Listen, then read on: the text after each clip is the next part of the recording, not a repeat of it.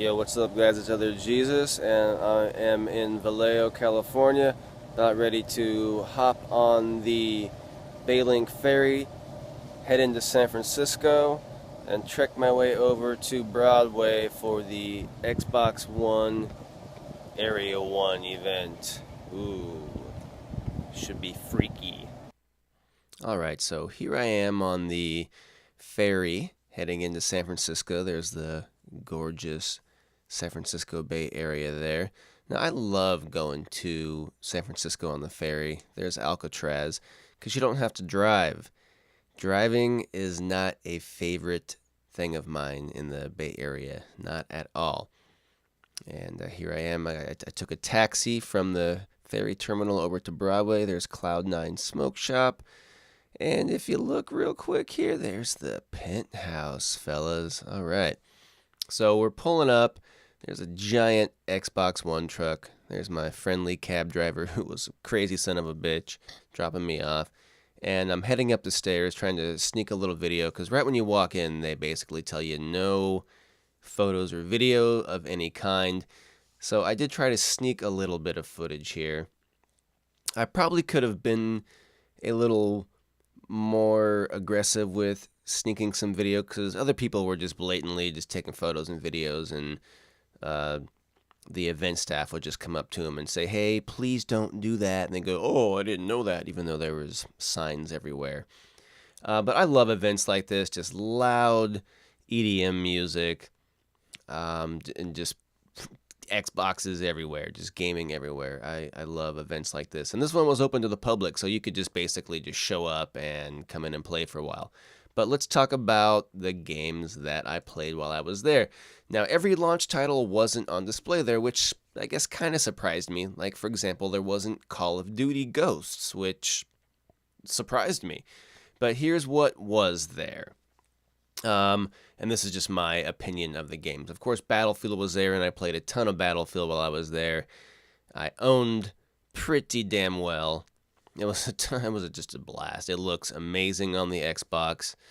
I'm sure it's going to look great on the PlayStation as well. It just looks awesome. All right, so next up was Crimson Dragon, and I don't know if I'm just out of the age group for this game. You're on a dragon, you're flying around, you're collecting coins and shooting other dragons, I guess. I found it kind of hard to control. I mean, granted, I didn't know what I was doing. I'd never have played a Crimson Dragon game. I don't know if this is a sequel or what. Graphically, it seemed okay to me. I wasn't really blown away. Let's see, I'm switching back and forth here between my list and my screen. I also played FIFA, which I had no idea what I was doing, and I think it was like where I sat down to play, I think it was set up for multiplayer. Like I think there should have been someone next to me controlling another guy or controlling the other team. Graphically, it looked pretty awesome. I've never played the other FIFA games, so I don't really know. I don't know what I was looking for, but it looked pretty awesome. So if you're a FIFA fan, I'm sure you're gonna like it because it looked pretty badass. And I did score a goal though, so you know, what does that tell you? Let's see, Forza Motorsport. So I have to say, while it did look really nice, I wasn't really like blown away. What I've seen on the internet has blown me away. I don't know if they're showing us cutscenes and not in game. I honestly don't really know. Um, it played really well. I had fun while I was playing it, but graphically it didn't sweep me off my feet. Now I tried to find out a little bit about the TVs that they had there, and no one really seemed to know. I mean, they were all Samsung TVs, but I couldn't get a definite answer if they were all 1080p, 120 hertz TVs. I asked 3 different people. I even had somebody go find somebody, and the person that they brought to me was talking to me about TVs, and I don't know if he thought I was like a troll just trying to get some, insider information. because of all this 720p versus 1080p controversy. And I straight up told him, I was like, because at first he was talking to me like, yeah, well, all these can do 1080p. I don't know if these are 1080p, but they can do 1080p. And I mean, the Xbox can totally do 1080p. And I said to him, I said, look, I'm already buying an Xbox. I've got one on pre-order. I'm just trying to get a new TV. I'm kind of in the market for a new TV. And he further demonstrated that he didn't know what he was talking about because he kind of bragged to me how his TV could also do 1080i. He was like, yeah, my TV can even do 1080i. I was like, okay, well, thank you for your help. So, I couldn't really figure out what was going on. And then later I found out that a lot of the people there, I think some people were probably official Microsoft employees, but a lot of the staff was hired staff from like a third-party event company, which makes sense. Like I guess I shouldn't be surprised that Microsoft doesn't have a 365 day a year Xbox event.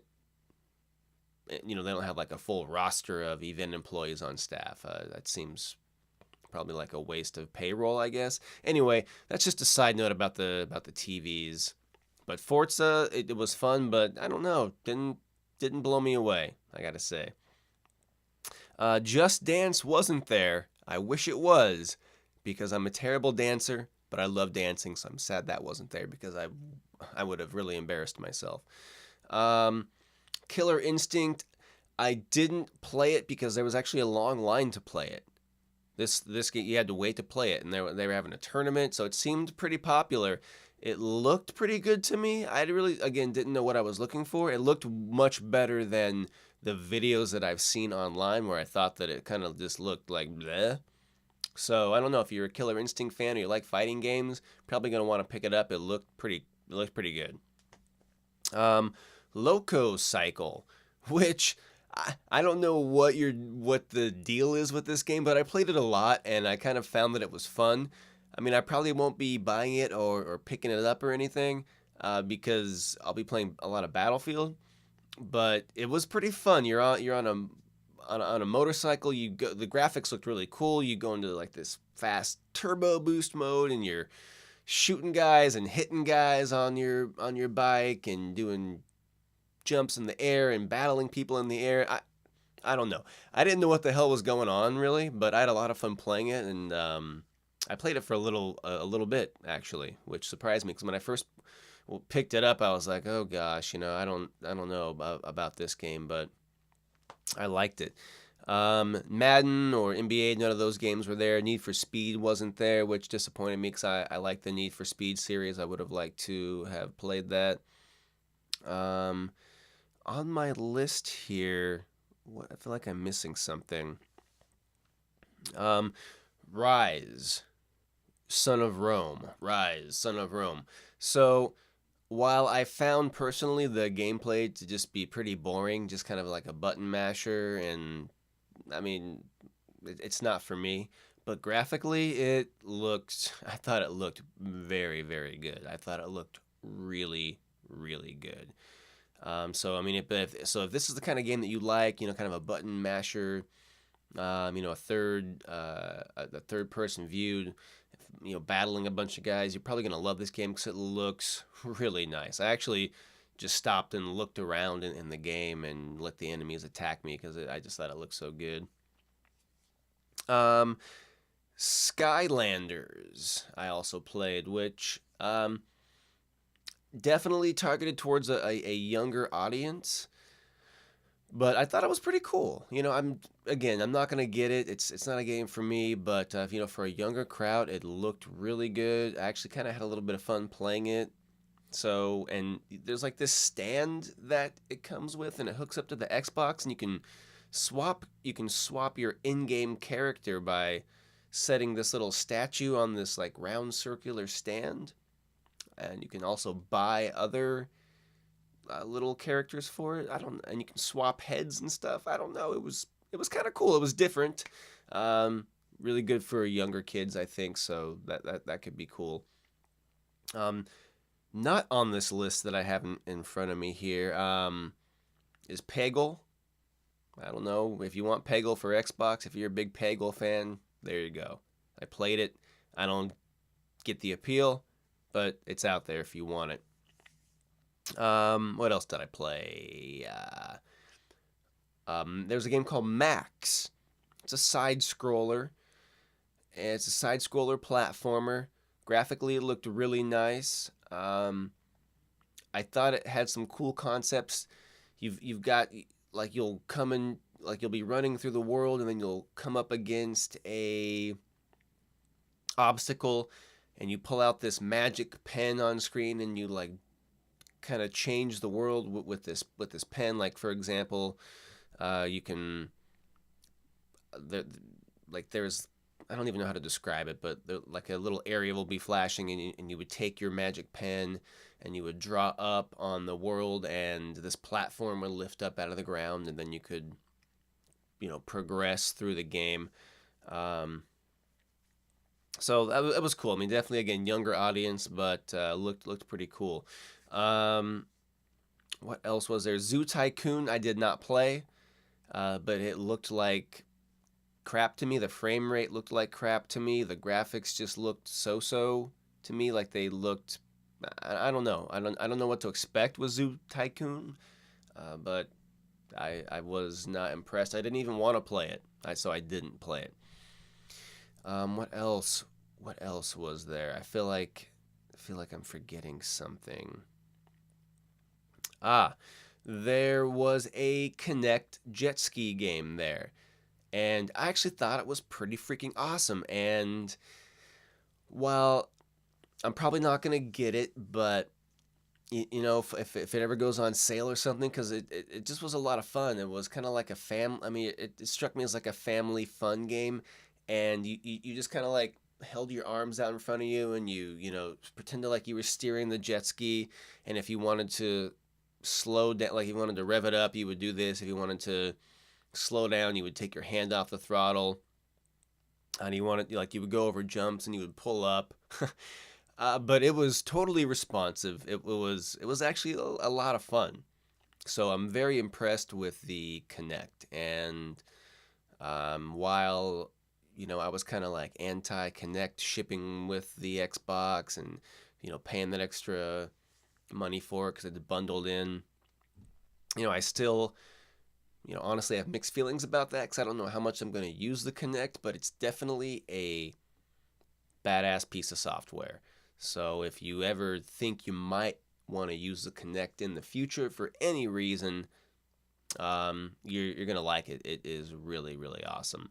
So let me take a look here. Yeah, I can't think if there was any. I feel like I am forgetting something.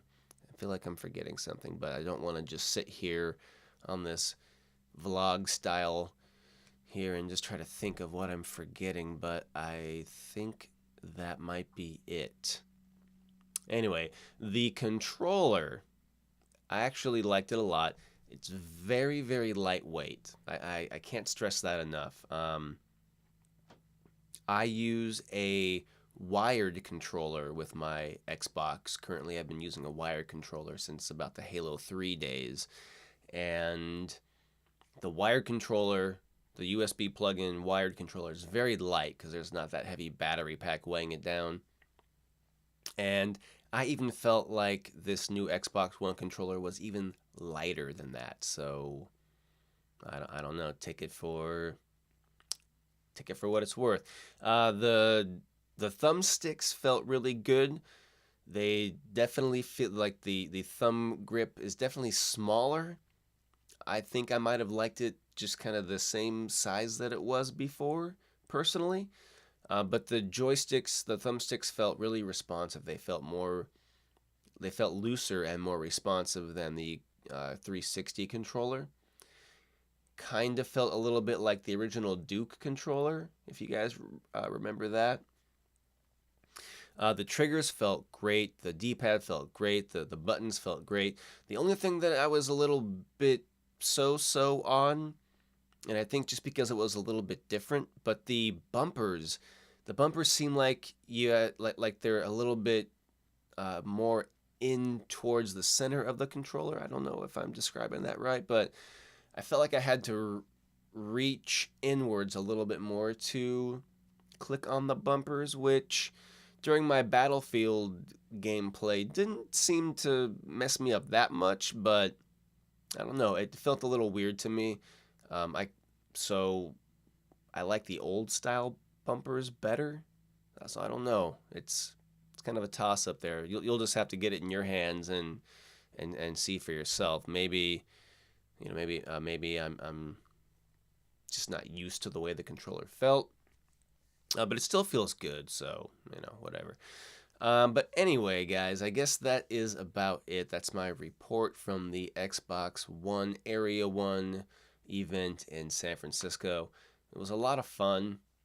I think they're pretty much wrapping up all over the state. So maybe you got to go to one, or maybe you got to go to one of the Xbox trucks and got to play some of these games. And if you did, good for you, because it's kind of a, it's kind of a nice way to kind of get a look at what you're going to be getting on launch day and some of the games that are going to be available on launch day. And I think that is it. I still feel like I'm forgetting something, but quick little story before we go. So Xbox had a drink booth, and you basically just had water, Mountain Dew, and Doritos. And this cracked me up because when I was talking to one of the girls trying to figure out what kind of TVs they were using, but this guy, and you can kind of probably picture in your mind what this guy looks like, but he already had like a can of Mountain Dew in his hand, and he walks up to the girl and interrupts us when we're talking. He says, yeah, what's the dew limit? She's like, what? He's like, yeah, how many Mountain Dews can I get? So, I don't know, just made me laugh because, everyone should know what the dew limit is out there at these things. Apparently, apparently there wasn't enough for this guy. Anyway, guys, hope everyone's doing well out there. And that's it. Until next time, guys. This is Other Jesus. I'm out. Hope you all sleep well.